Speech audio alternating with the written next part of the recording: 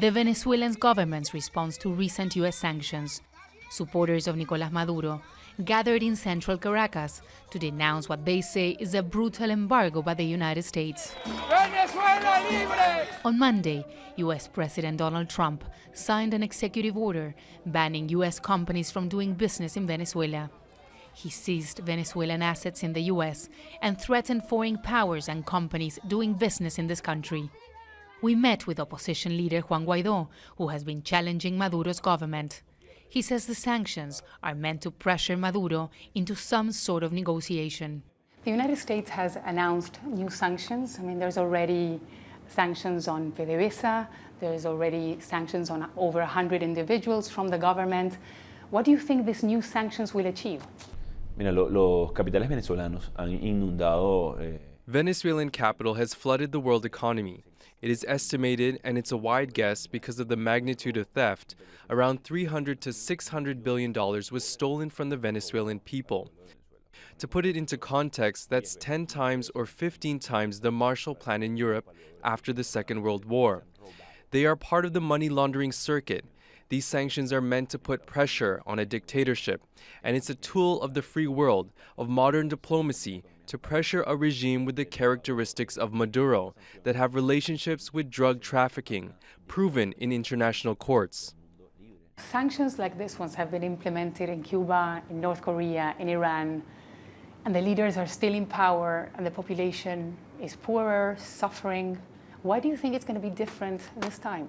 The problems we face today are not the sanctions, it's the dictatorship. The reason why Venezuela is poor today is because they expropriated fertile land and did not grow anything in it. They destroyed national production, they stole productive land, created fake exchange controls, and internal sanctions that persecuted people. That is what keeps Venezuela poor. The sanctions that have human rights abusers, thieves, and corrupt officials as an objective are meant to pressure a dictatorship. I don't want to compare the case with Cuba, Iran, and North Korea or Syria. I don't know if the opposition had a role in those countries, how long they controlled parliament previous to the sanctions, if there were thousands of people on the street. Each case is different and use tools like diplomatic pressure, sanctions, and protests. In Venezuela, isolating any of these are a mistake.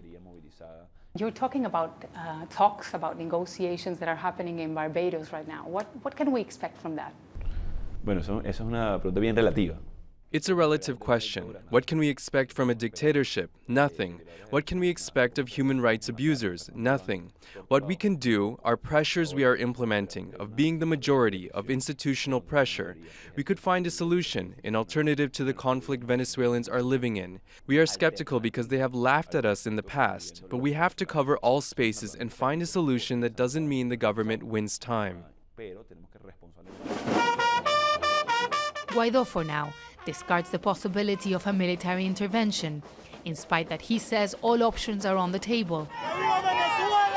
But government supporters say they're under attack now and say they need to be ready for what may come. They say the sanctions will not only hurt the government, but will increase the hardships they're already facing every day. Teresa, Al Jazeera, Caracas.